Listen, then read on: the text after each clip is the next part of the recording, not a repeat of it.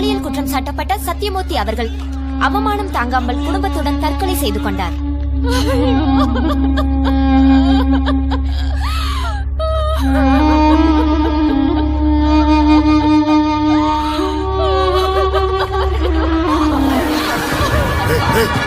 ஐயா ஐயா ஐயா ஐயா ஐயா ஐயா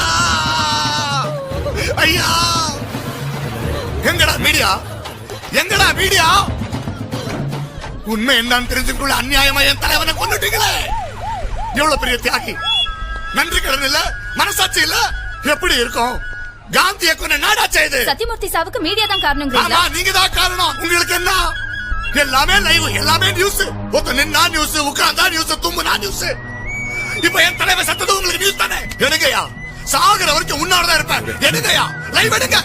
எடுங்க லைவ். மூத்த தலைவரும் போயிட்டார், நீங்களும் போயிட்டா கட்சி யாருக்கா? நான் சாக மாட்டேயா, கோழை இல்ல நானு. இந்த வீட என் தலைவர் மேல போட்ட பள்ளிய கலங்கத்தை தொடக்கிற வரைக்கும் நான் சாக மாட்டேன். கேட்டுக்கங்க. தொண்டர்களுக்காக, கட்சிக்காக, என் தலைவனுக்காக நான் சிஎம் ஆகுவையா. எந்த காரைக்குடி தொகுதியில் என் தலைவர் நின்னானோ அதே தொகுதியிலே நின்னு எதிர்கட்சிக்காரனுக்கு டெபாசிட் போக வச்சு என் தலைவனோட கனவு நிறைவேற்றதுக்காக நான் சிஎம் ஆகாம சாக மாட்டேன்.